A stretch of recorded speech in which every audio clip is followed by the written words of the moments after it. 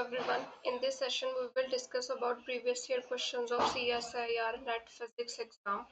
Let's discuss these questions of classical mechanics. A relativistic particle, it moves with the constant velocity v with respect to the lab frame. मान लेते हैं हमारे पास ये एक lab frame है, ठीक है। तो ये क्या है हमारे पास, लैब फ्रेम। यहाँ पे पार्टिकल मूव कर रहा है with the constant speed v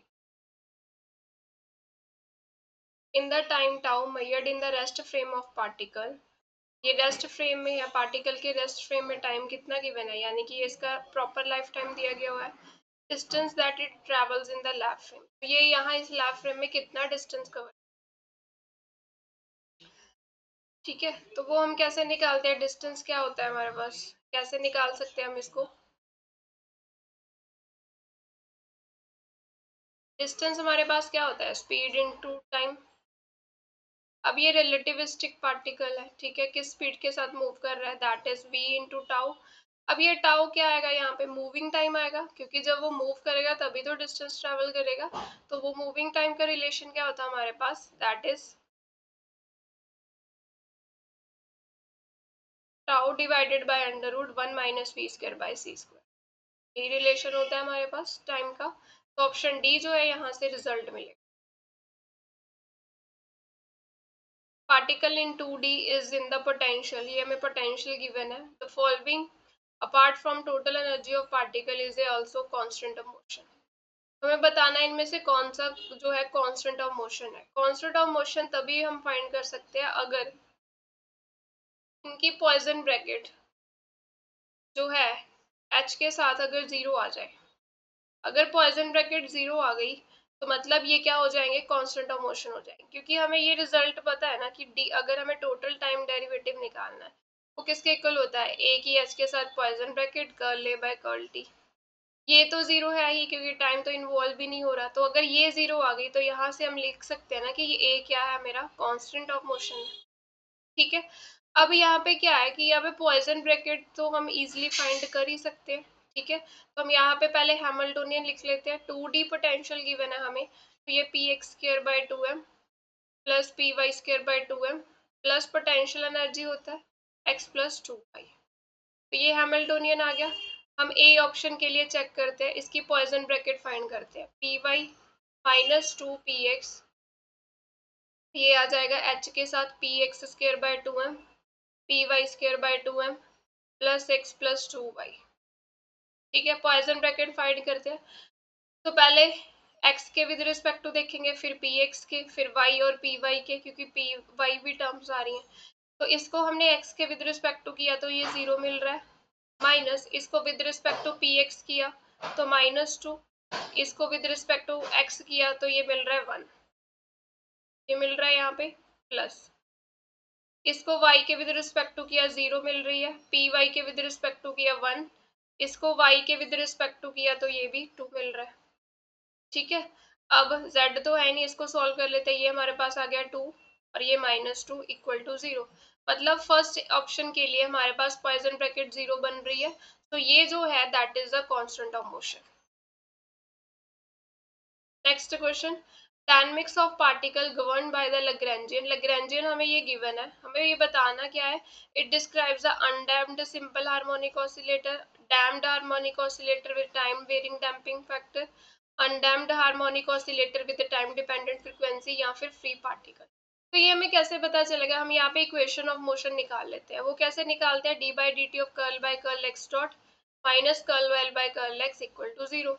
तो curl by curl x dot क्या आ जाएगा हमारे पास, that is m x dot, और एक्स डॉट यहाँ पे पड़ा है दैट इज माइनस के एक्स टी, ये मिल गई हमें। Minus curl L by curl x किया तो ये क्या मिला, माइनस के एक्स, और ये इसमें भी है माइनस के X dot T is equal to 0। अब इसको हम सॉल्व कर लेते हैं। ये टोटल टाइम डेरिवेटिव इसका फाइंड किया, M X double dot minus K, product rule लगेगा यहाँ पे, K X dot into T plus K T हो जाएगा, सॉरी के एक्स हो जाएगा, टी का डेरिवेटिव 1 हो जाएगा, माइनस माइनस प्लस हो गया तो ये के एक्स और ये plus K X dot T equal to 0। तो हमने जब इसको ओपन कर देते हैं ब्रैकेट्स, माइनस के एक्स डॉट टी माइनस के X plus K X dot T equal to 0, ये टर्म्स कैंसिल होगी, ये भी कैंसिल होगी, तो ये हमारे पास मिला M X double dot equal to 0। तो ये जो इक्वेशन होती है ये हम किसके लिए लिखते हैं, फ्री पार्टिकल के लिए तो लिखते हैं। सो ऑप्शन डी मिलेगा हमें यहाँ पे, फ्री पार्टिकल को ये रिप्रेजेंट कर रहा है, क्योंकि ये वाली जो इक्वेशन होती है D square X by D T square equal to 0, तो ये ऐसी इक्वेशन हम फ्री पार्टिकल के लिए लिखते हैं। सो ऑप्शन डी जो मिलेगा that is the correct answer. Next, हमें यहाँ पे पैराबोलिक कोऑर्डिनेट्स दिए गए हैं zeta and n which are zeta और eta, it is related to x y, हमें ये ट्रांसफॉर्मेशंस गिवन है। लैग्रैन्जियन हमें बताना है 2D सिंपल हार्मोनिक ऑसिलेटर के लिए।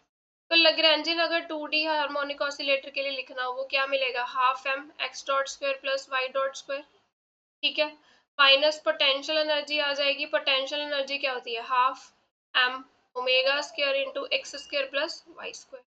तो यहाँ पे हम वैल्यूज फिल कर देंगे एक्स डॉट और वाई डॉट की, ठीक है। तो अगर हमारे पास एक्स डॉट निकालना हो वो क्या आ जाएगा, zeta dot eta plus zeta eta dot, y dot क्या आ जाएगा, ये वाई डॉट किया जब हमने ये मिलेगा हमें 2 आगे आ गया zeta into zeta dot minus eta into eta dot, ये दो टर्म्स मिल गई।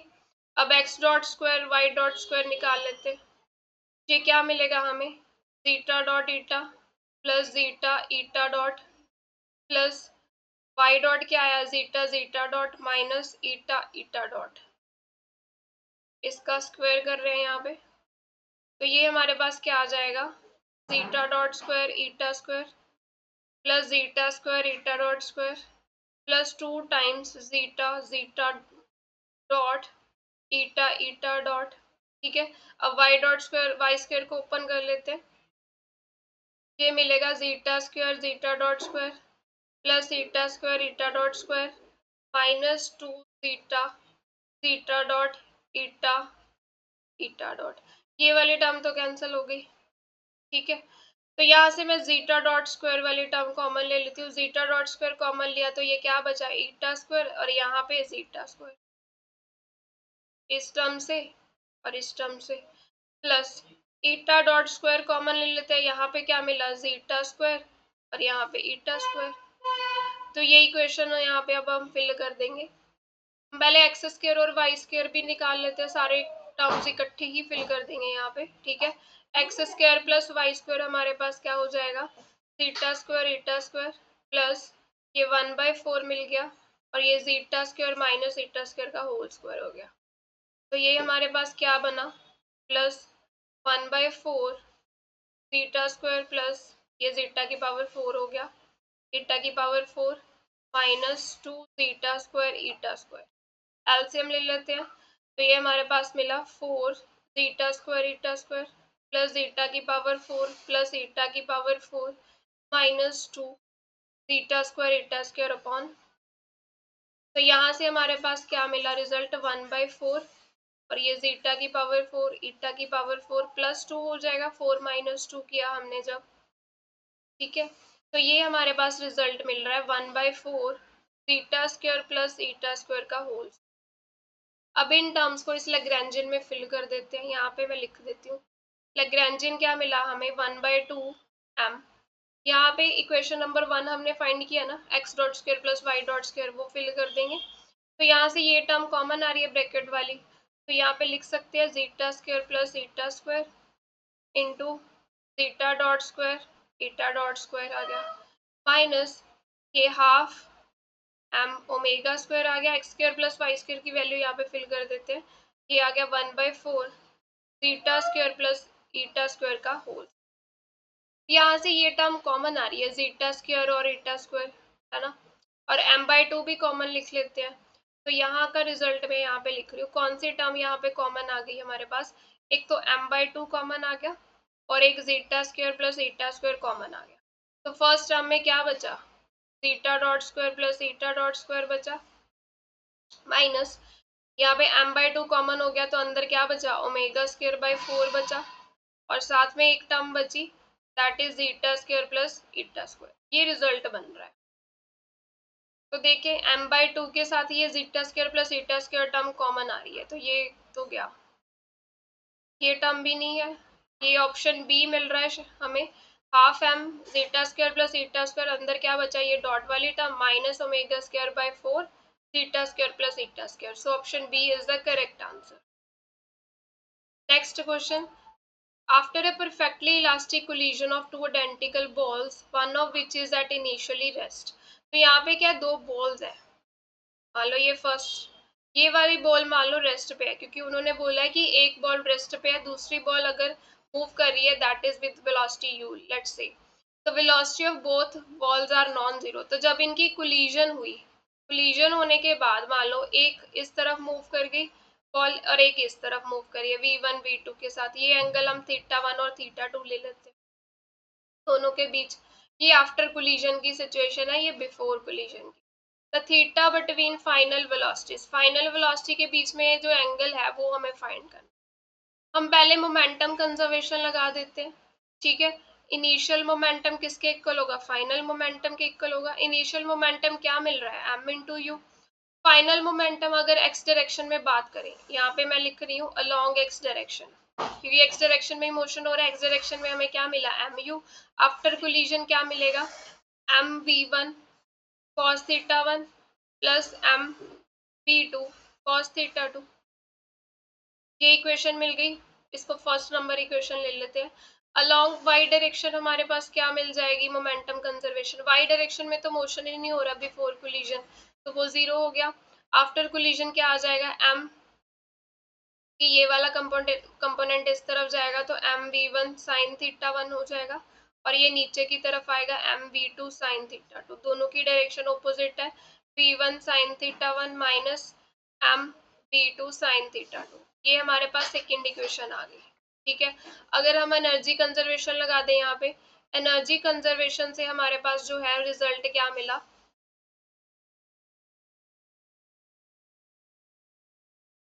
यहाँ पे एनर्जी कंजर्वेशन से हमारे पास क्या रिजल्ट आएगा,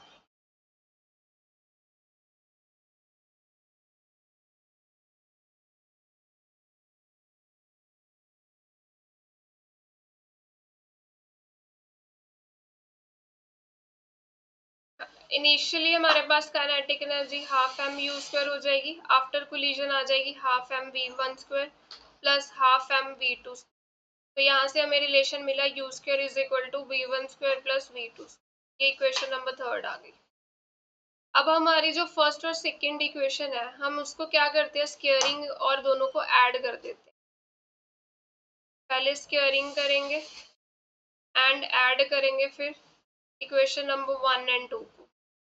फर्स्ट इक्वेशन को स्क्वेयरिंग की m square u square, this is equal to m square v1 square cos square θ1 plus m square v2 square हो गया, और ये cos स्क्वायर θ2 हो गया, और साथ में plus 2m square v1 v2 cos of θ1 cos of θ2। ये रिजल्ट मिला हमें। सेकेंड इक्वेशन के लिए स्क्वेयरिंग की तो 0 is equal to m square v1 square sine square θ1 plus m square v2 square sine square θ2 minus 2m square v1 v2 that is sine θ1 sine θ2 आ गया हमारे पास। अब इन दोनों को ऐड कर देते हैं, तो यहाँ पे आ गया m स्क्वायर यू स्क्वायर, ये term sine square m square v square common ले लिया, तो क्या बचा, sine square θ1 plus cos square θ1, ये 1 बन गया, ठीक है। इसी तरह से m स्क्वायर v2 स्क्वायर आ जाएगा, माइनस यहाँ पे प्लस ले लेते हैं 2m square v1 v2 common लिया, तो अंदर क्या बचेगा, cos θ1 θ2 माइनस साइन θ1 θ2, ये बन गया cos of a plus b का फॉर्मूला हमारे पास, ठीक है। अब इसमें m स्क्वायर दोनों तरफ आ रहा है, कैंसिल कर देते हैं, u square is equal to v1 square plus v2 square plus 2v1 v2 cos of θ1 plus θ2 मिल गया हमें। अब इक्वेशन नंबर 3 यहाँ पे सब्स्टिट्यूट करेंगे, यू स्क्वायर की वैल्यू अगर हम यहाँ पे देखें किसके इक्वल आ रही है, v1 square plus v2 square, ये तो ये कैंसिल हो जाएंगे यहाँ से, तो हमारे पास क्या रिजल्ट मिला, 2v1 v2 cos of θ1 plus θ2 equal to 0, ठीक है, तो यहाँ से cos of theta one plus theta two क्या मिला हमें 0, और theta one plus theta two कितना मिला हमें 90, और थीटा वन थीटा टू क्या है, दोनों का सम, वो किसके बीच का एंगल है, फाइनल वेलोसिटी के बीच, वही एंगल हमें निकालना है, थीटा बिटवीन फाइनल वेलोसिटीज, वो हमने कितना लिया है theta one plus theta to, तो ये कितना मिल रहा है हमें 90, सो ऑप्शन ए जो है that is correct answer, option A मिलेगा इसका। नेक्स्ट, एक हमारे पास क्या है, सर्कुलर ऑर्बिट है और हमें ये सेंट्रल फोर्स पोटेंशियल गिवन है वेयर के इज ग्रेटर देन 0, एन की वैल्यू जो है 0 को और 2 के बीच में, हमें time period of circular orbit जो है जिसका रेडियस आर है वो t1 है, अगर रेडियस 2r कर दिया तो टाइम पीरियड t2 है, हमें ये रेशो निकालनी है। तो हम पहले टाइम पीरियड और रेडियस का रिलेशन देख लेते हैं क्या मिलेगा, ठीक है, वो कैसे पता चलेगा, बी इफेक्टिव निकाल लेते हैं, that is L square over 2mr² minus के बाई आर, आर की पावर एन, ठीक है, तो यहाँ से हम इसका डेरिवेटिव ले लेंगे, सर्कुलर ऑर्बिट है, D we by D R equal to 0 कर देंगे, तो ये मिला हमारे पास यहाँ पे minus L square over M R cube, और ये आ गया के माइनस एन आर की power minus N minus one हो जाएगा, आर की पावर माइनस एन ऊपर जाएगी, पावर माइनस एन आर की power minus N minus one, this is equal to 0। यहाँ से हमारे पास क्या पता चला, minus L square over M R cube plus K N R की power minus N minus one equal to 0, L square over M R cube it is equal to K N, इसको हम नीचे ले आए तो आर की power N plus one बन जाएगा, ठीक है, और एल की वैल्यू हम फिल कर सकते हैं, एंगुलर मोमेंटम क्या है हमारे पास, एम वी आर होता है ये मोमेंटम, वी को हम आर ओमेगा लिख सकते हैं क्योंकि हमें टाइम पीरियड फाइंड करना है ना, तो एल की वैल्यू क्या आ जाएगी, M R omega into R, यानी कि एल की वैल्यू मिल गई एम आर स्क्वायर ओमेगा, यहाँ पे फिल कर देते हैं, ये मिली एम स्क्वायर आर की power 4 omega square M R cube it is K N over R की पावर एन प्लस वन, तो ये यार एक कैंसिल हो गई, एन से कैंसिल हो गया, हम जस्ट ओमेगा की वेरिएशन देख लेते हैं टाइम पीरियड के साथ, तो ये मिला हमें आर ओमेगा स्क्वायर, ठीक है, एक एम मिला यहाँ पे, और ये के एन ओवर आर की power N plus one,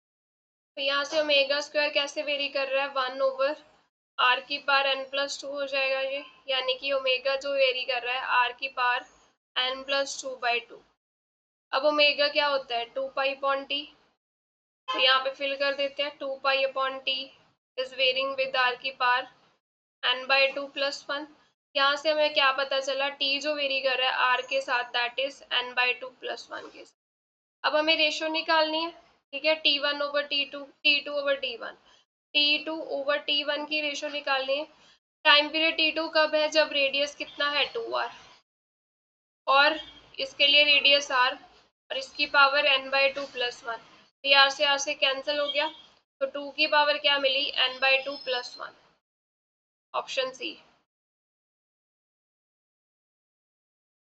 consider the radio active nucleus is travelling with the speed c by two, यहाँ पे एक न्यूक्लियस है जो c बाई टू स्पीड के साथ मूव कर रहा है, with respect to the left frame it emits the gamma ray photon, तो इसने गामा रे फोटोन एमिट किया इन द रेस्ट फ्रेम जिसकी फ्रिक्वेंसी कितनी है यहाँ पे न्यू नॉट, स्टेशनरी डिटेक्टर है which is not in the path of nucleus, अब अगर ये ऐसे जा रहा है यहाँ पे डिटेक्टर नहीं होगा, के पाथ में डिटेक्टर नहीं है,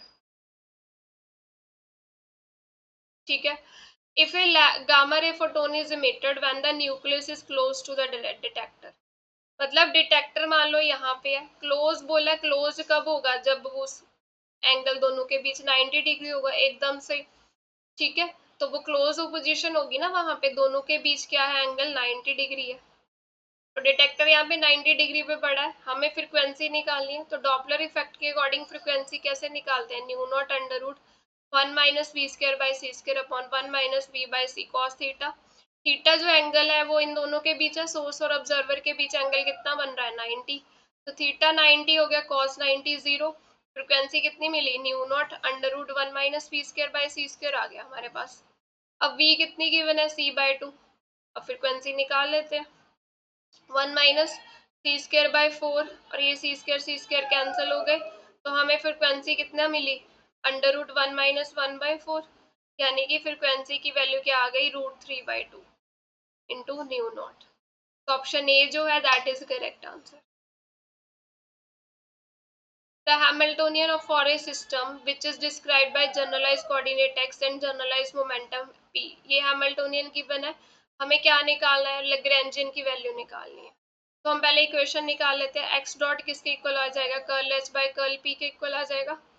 तो p के विद रिस्पेक्ट टू डेरिवेटिव लिया तो क्या मिला, अल्फा एक्स स्क्वायर मिला plus p over 1 + 2 beta x आ गया हमारे पास।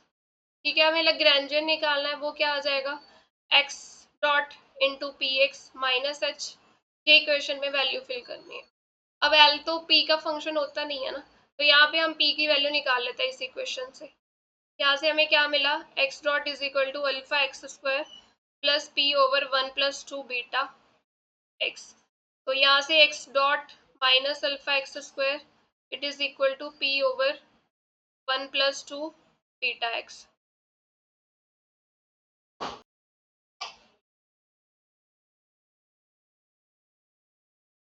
तो यहाँ से p की वैल्यू क्या मिली हमें, that is 1 + 2 beta x into x dot minus alpha x square. ये p की वैल्यू मिल गई। अब इस इक्वेशन में फिल कर देते हैं हम, l क्या मिलेगा, x डॉट इंटू पी की value 1 + 2 beta x x dot minus alpha x square minus h की वैल्यू क्या है यहाँ पे, अल्फा एक्स स्क्वायर। p की वैल्यू फिल कर देते हैं यहाँ पे, that is x dot minus alpha x square 1 + 2 beta x plus p square मिल रहा है 1 + 2 बीटा x का whole square, x dot minus alpha x square का whole square divided by 2 into 1 + 2 beta x plus half omega square x square, ये मिल रही है।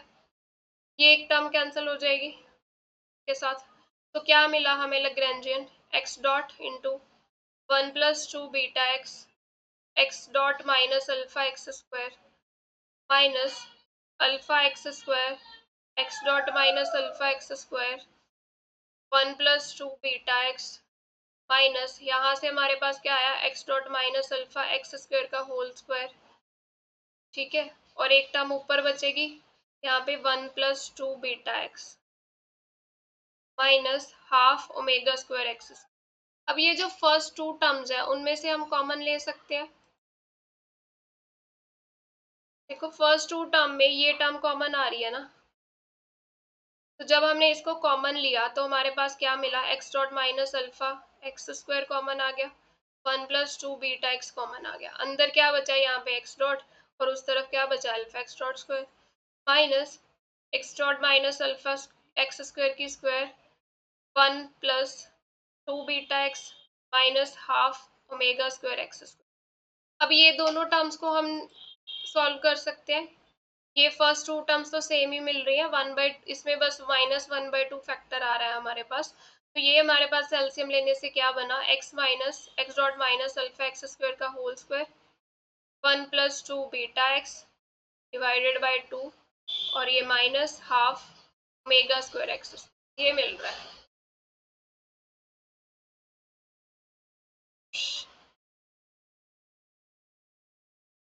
ये ए ऑप्शन ही आ रहा है, 1/2 x dot minus alpha x square की whole square 1 + 2 beta x minus half omega square x. ठीक है, तो ये हमारे पास ऑप्शन ए जो है that is a correct answer. A ball weighing 100 gram it is released from a height of 5 metre. तो यहाँ पे 5 मीटर हाइट गिवन है। ठीक है, यहाँ से एक बॉल जो है वो नीचे की तरफ फॉल की, bounces perfectly elastically, elastically bounce हो रही है, मतलब ऐसे नीचे आई फिर ऊपर गई, मतलब यहाँ पे कोई भी लॉस नहीं हो रहा एनर्जी का। ठीक है। कोलिजन टाइम दिया गया है बॉल और प्लेट के बीच में, that is 0.5 second. Average force निकालनी है। अब देखो यहाँ पे इनिशियल वेलोसिटी क्या मिलेगी, 0। हाइट कितनी है यहाँ पे, 5 मीटर। अगर हम v की वैल्यू निकालें, V square minus U square is equal to 2gh हो जाएगा, क्योंकि नीचे की तरफ बॉल आ रही है उसी की तरफ डायरेक्शन में तो g है हमारे पास। ठीक है, तो यहाँ से v स्क्र क्या आ जाएगा, u तो 0 है, that is 2g into H. V square की वैल्यू क्या आई, g की वैल्यू हम ले लेते हैं 9.8, h की वैल्यू 5 गिवन है, तो v की वैल्यू यहाँ से निकल आएगी हमारे पास 10 इंटू 9.8, यानी कि v is equal to square root of 90। ये आ गई हमारे पास।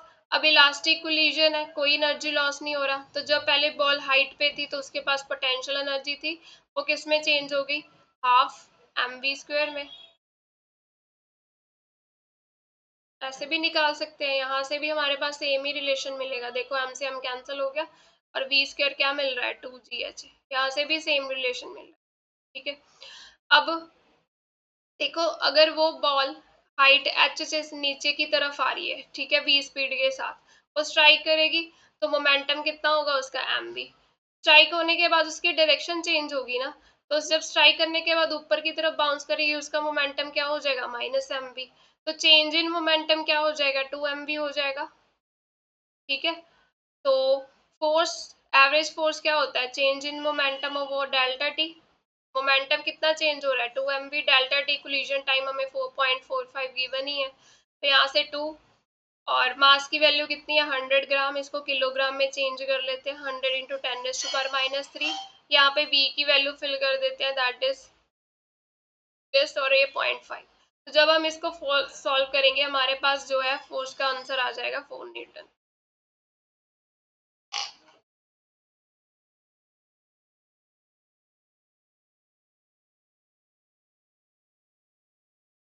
Next Lagrangian of free particle, free relativistic particle है।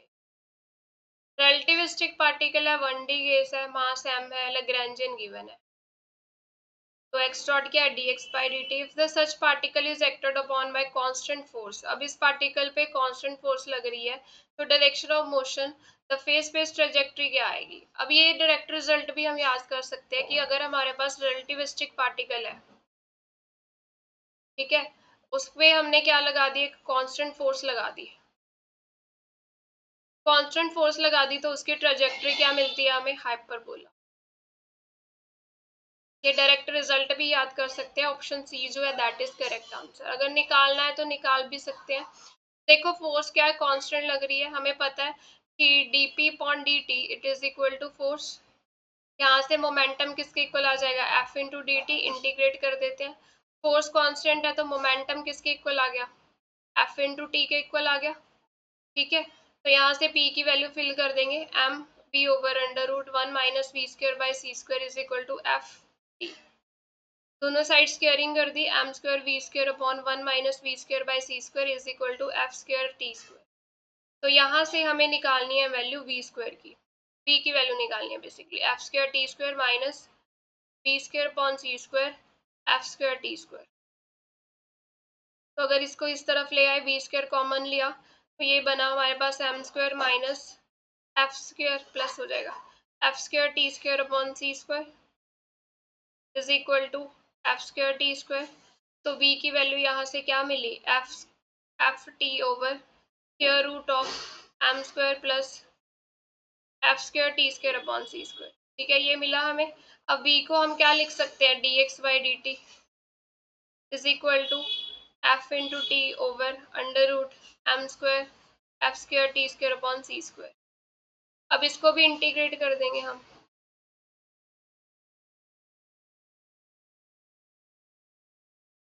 इंटीग्रेट करने के बाद उसके बाद रीअरेंज करेंगे टर्म्स को स्क्वायरिंग करके, तो वहां से हमारे पास क्या आ जाएगी, हाइपरबोला की इक्वेशन मिलेगी। ठीक है, तो यहाँ पे जो ट्रेजेक्टरी मिलेगी that is hyperbola. Hamiltonian system is described by canonical coordinate q and canonical momentum m। अब न्यू कोऑर्डिनेट्स हमें दिए हैं, ये कैपिटल Q दिया गया है, where t is the time, tau is a constant। New coordinate is a combination of old coordinate and momentum is a shift momentum at a shifted time। New canonical momentum निकालना है हमें। Canonical momentum मतलब कैसे निकाल सकते हैं, हमें पता है कैनोनिकल ट्रांसफॉर्मेशन के लिए पॉइसन ब्रैकेट क्या मिलेगी, 1 मिलेगी। तो यहाँ पे हम बाई ऑप्शन जाएंगे और चेक करेंगे, ठीक है। अब Q की वैल्यू क्या गिवन है हमारे पास, Q as a function of T tau plus P as a function of T plus tau. अब फर्स्ट ए ऑप्शन के लिए चेक करें तो इसकी पॉइसन ब्रैकेट हम निकाल लेंगे, इसके साथ P यहाँ पे है T प्लस टाउ और ये minus Q T plus tau equal to, अब निकाल लेते हैं। इसको विद रिस्पेक्ट टू Q किया तो 1 मिलेगा, इसको विद रिस्पेक्ट टू P किया तो क्या मिलेगा, 1 मिलेगा, माइनस इसको विद रिस्पेक्ट टू P करेंगे तो 1 मिलेगा और इसको Q के साथ किया -1, तो ये 1 + 1 = 2 मिल रहा है। तो यानी कि ये तो नहीं है, ठीक है। कैनोनिकल मोमेंटम निकालना है तो कैनोनिकल ट्रांसफॉर्मेशन की कंडीशन लगा रहे हैं। अगर हम B की चेक करें Q की P के साथ, अब Q को Q के साथ डेरिवेटिव किया 1, P को P के साथ किया 1, ठीक है, इसको किया, ये तो ऑप्शन सेम ही लग रहे हैं। यहाँ पे T माइनस टाउ है, कुछ ज़्यादा फर्क नहीं, T टाउ तो कांस्टेंट ही है, तो यहाँ पे भी क्या मिलेगी हमें, this is not equal to 1, ठीक है, बी ऑप्शन भी नहीं आएगा। हम डी ऑप्शन चेक कर लेते हैं, क्यू और पी की पॉइसन ब्रैकेट क्या बन रही है, क्यू को विद रिस्पेक्ट टू क्यू किया तो 1 मिलेगा, इसको P with respect to P किया तो ये 1/2 आ गया, माइनस इसको विद रिस्पेक्ट टू पी किया तो 1 और इसको विद रिस्पेक्ट टू क्यू किया तो -1/2, ये 1 बन रहा है हमारे पास, 1/2 + 1/2 इज 1, तो ऑप्शन डी मिलेगा हमें यहाँ पे, ठीक है। कैनोनिकल मोमेंटम जो है वो डी ऑप्शन में। यहाँ पे हमारे पास क्या गिवन है, एनर्जी जो 1D सिस्टम में गिवन है, लैग्रैन्जियन हमें गिवन है, यहाँ पे हमें टाइम पीरियड ऑफ ऑसिलेशन निकाल। अब देखो यहाँ पे पोटेंशियल हमारे पास कैसा है, हाफ के एक्स की पावर 2 है ना, यानी कि पैराबोलिक शेप का पोटेंशियल है ना ये। अगर हम इसमें फेस स्पेस ट्रेजेक्ट्री ड्रॉ करें तो हमें पता है ये बाउंडेड मोशन है, तो यहाँ पे एलिप्टिकल ऑर्बिट ही मिलेगी हमें क्लोज पाथ में, ठीक है, ऐसी डायरेक्शन में। अगर यहाँ पे टोटल एनर्जी लिखे तो क्या आएगी, P²/2m plus potential energy half के एक्स की पावर 2n। अब हमें यहाँ पे क्या करना है, इसका एरिया निकालना है। फेस स्पेस ट्रेजेक्ट्री जो हमने बनाई है उसका एरिया अगर हम J से डिनोट कर रहे हैं तो वो क्या होता है, PdX, ठीक है। अगर यहाँ से हम वैल्यूज निकालें तो अगर x को 0 कर दे तो p की वैल्यू क्या मिलेगी, √2me, h क्या होता है, e होता है, प्लस माइनस, तो यानी कि ये वाला पॉइंट आ गया √2me और ये वाला आ गया -√2me, ठीक है। अगर हम p को 0 पुट करते हैं तो ये हमारे पास क्या आ जाएगा, 2e = kx की पावर 2n, यहाँ से x की वैल्यू क्या आ गई, 2e/k की पावर 1/2n। तो ये वाले पॉइंट्स हमें मिल गए यहाँ पे, प्लस माइनस पॉइंट्स। हमें बस इसका एरिया निकालना है। यहाँ पे क्या मिल रहा है हमें, एरिया कैसे निकाल सकते हैं हम, इस p को हम क्या लिख सकते हैं, √2m into e minus v into d x, और ये इंटीग्रेशन हो जाएगी, तो √2m ई माइनस वी की वैल्यू फिल की k/2 x की पावर 2n dx। तो यहाँ से √2m ही कॉमन ले लिया, तो अंदर क्या बचा यहाँ पे, 1 माइनस ये 2m अंदर ले गए, ये मिला k/2e x की पावर 2n dx। अब हम इसको क्या करेंगे, सब्स्टिट्यूट कर देंगे, k/2e x की power 1/2 x is equal to, इसको t पुट कर देते हैं, मतलब ये सारी इंटीग्रेशन किस में आ जाएगी हमारी, t में आ जाएगी। तो लिमिट्स इसकी यहाँ से कहाँ जाएंगी, 0 से अल्फा, अल्फा क्या है यहाँ पे, x की लिमिट कहाँ तक जा रही है, 2e/k की पावर 1/2 है। मतलब हमने जब ये सब्स्टिट्यूशन की तो यहाँ j हमारा जो है वो कैसे वेरी करेगा, j हमारे पास आ गया √2me, dx की वैल्यू मिलेगी हमें यहाँ पे, इसको सॉल्व करके 2e/k की पावर कर ही लेते हैं,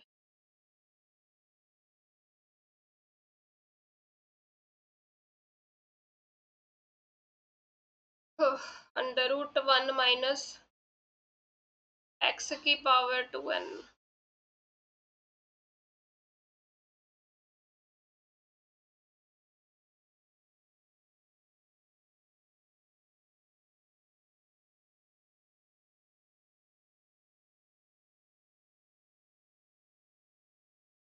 और यहाँ पे बाहर आ जाएगा ये वाला फैक्टर 2e/k।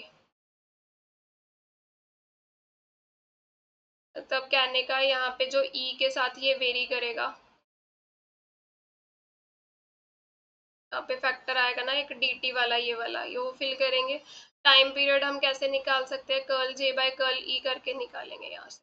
तो यहाँ पे जो हमारा आंसर बनेगा ऑप्शन बी बनेगा यहाँ पे, e⁻1 - n/2n, ठीक है, और k⁻−1/2n। ये पूरा यहाँ पे सॉल्व करना पड़ेगा इंटीग्रेशन।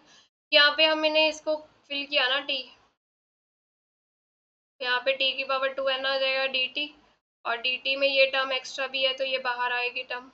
फिर हमने जस्ट इंटीग्रेशन को सॉल्व नहीं करना, हमने डिपेंडेंसी देख लेनी है, तो हमारे पास ये बनती है।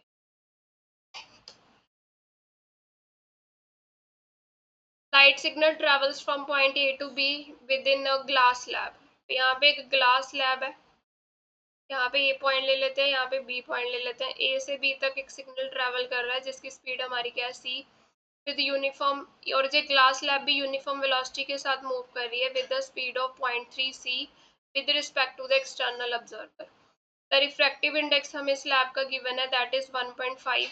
Observer will measure the speed of, मान लो ऑब्जर्वर यहाँ कहीं पे है इस फ्रेम में, वो इसको देख रहा है, तो ये एस फ्रेम में ले लेते हैं, एस डैश फ्रेम में, तो बी की वैल्यू क्या है 0.3 सी, यू एक्स डैश क्या आ जाएगा c/n, है ना, c/1.5 आ जाएगा। तो हमें इस फ्रेम में वेलोसिटी निकालनी है, तो यू एक्स क्या आएगा, u x dash plus v divided by 1 plus u x d we by C square. Velocity transformation लगा दी यहाँ पे। अब यहाँ पे यू एक्स डैश की वैल्यू फिल कर देते हैं, c/n plus 0.3 c divided by 1 plus c/n 0.3 c divided by c. अब हम इसको कैलकुलेट करेंगे तो यहाँ से हमारे पास स्पीड आ जाएगी 0.81 c. That is the answer.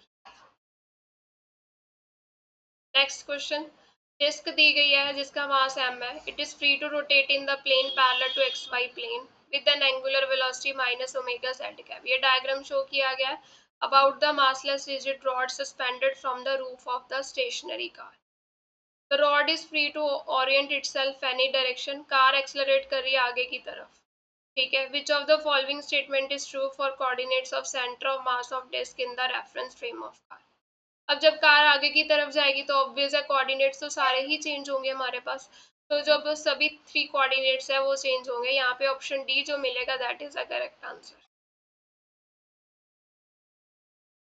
The spring constant K of mass ms, it is determined experimentally by loading a spring with the mass m। यहाँ पे क्या एक स्प्रिंग है, स्प्रिंग का मास ms है और इसका स्प्रिंग कांस्टेंट k है। इसका हमने स्प्रिंग कांस्टेंट कैसे फाइंड किया, इसको हमने किसी मास m से लोड करवा दिया और इसका टाइम पीरियड नोट किया। तो हमें बताना है कि टी स्क्वायर और m के बीच में ग्राफ बना हुआ है यहाँ पे, तो हमें यहाँ पे पहले तो लैग्रैन्जियन लिखना पड़ेगा। लैग्रैन्जियन क्या आ जाएगा, हम अगर लोड लगा रहे हैं तो half m x dot square plus half ms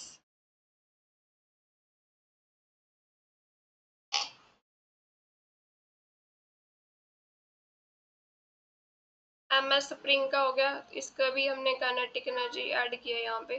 potential energy यहाँ पे क्या हो रही है, हाफ k x स्क्वायर।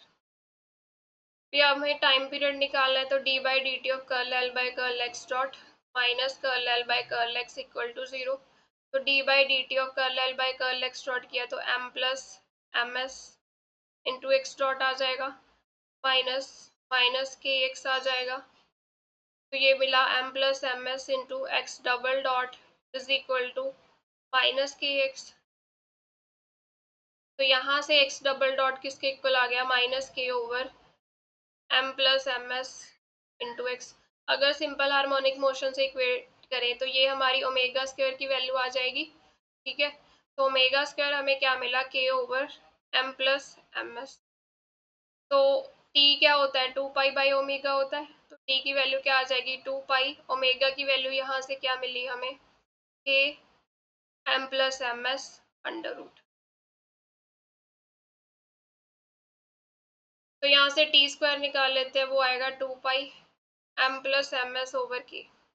अब देखो जब m 0 है ओरिजिन पे, इसकी कुछ ना कुछ वैल्यू मिलेगी ना, जीरो तो मिलेगी नहीं, ठीक है। और अगर हम m को वैल्यू इंक्रीज करते जाएंगे तो ये भी इंक्रीज होता जाएगा। तो यहाँ पे ऑप्शन ए जो है that is the correct answer. Set of particles which interact with the potential this where r is the interparticle separation, a is greater than 0 and is a constant।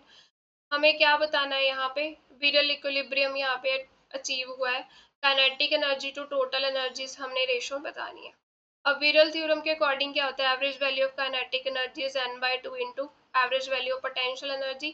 तो ये किसके इक्वल आ जाएगा, 6/2 into this, क्योंकि यहाँ पे r की power n होती है ना, n यहाँ पे क्या है 6 है, तो यहाँ पे काइनेटिक एनर्जी की वैल्यू क्या आ गई 3 टाइम्स v। अब हमें टोटल एनर्जी निकालनी है क्योंकि उसकी रेशो ही तो पूछी है, kinetic energy to total energy. तो ये होती है हमारे पास टोटल एनर्जी। यहाँ पे हमें पोटेंशियल एनर्जी की वैल्यू फिल कर देते हैं, वो क्या मिलेगी, यहाँ से निकल आएगी, दैट इज T/3।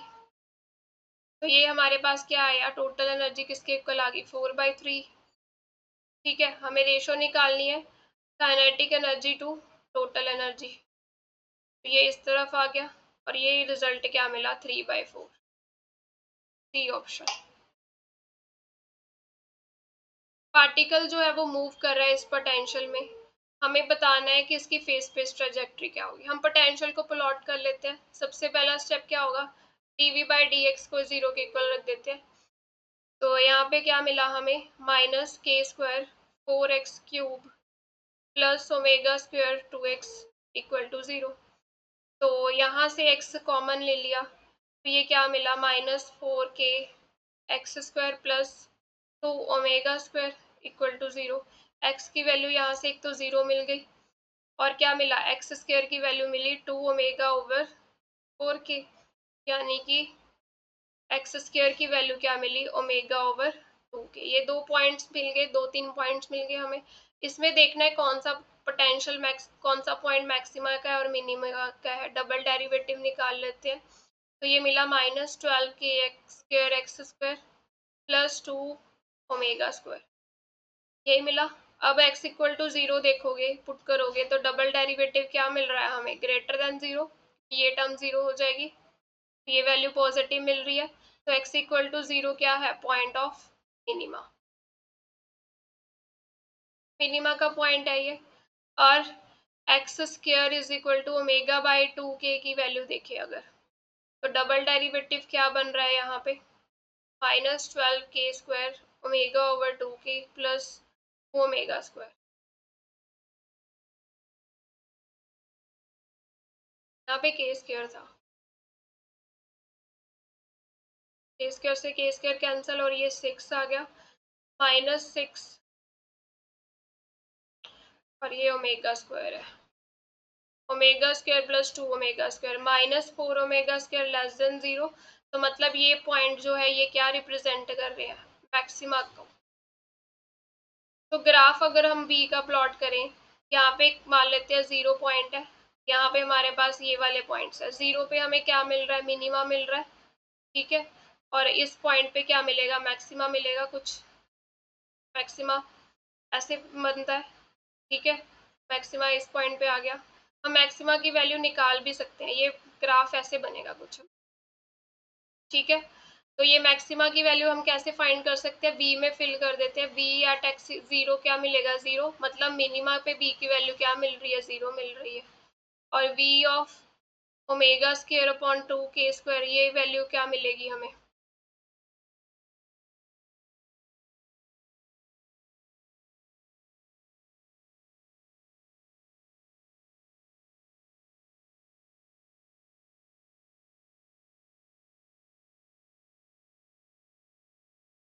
को सॉल्व करके हमारे पास ये वाला पॉइंट मिल जाएगा मैक्सिमम, ठीक है। फेस स्पेस ट्रेजेक्ट्री हम कैसे देखते हैं, जहाँ पे भी मिनिमा होता है वहाँ पे हमारा एलिप्टिकल पाथ बनता है क्योंकि ये बाउंडेड पोटेंशियल है, और जहाँ पे मैक्सिमा बनता है वहाँ पे अनबाउंडेड मोशन होता है, वहाँ पे हमारे पास क्या बनता है, हाइपरबोला। ये कुछ ग्राफ ऐसे बनेगा, यानी कि ये सी ऑप्शन यहाँ पे मिलेगा हमें।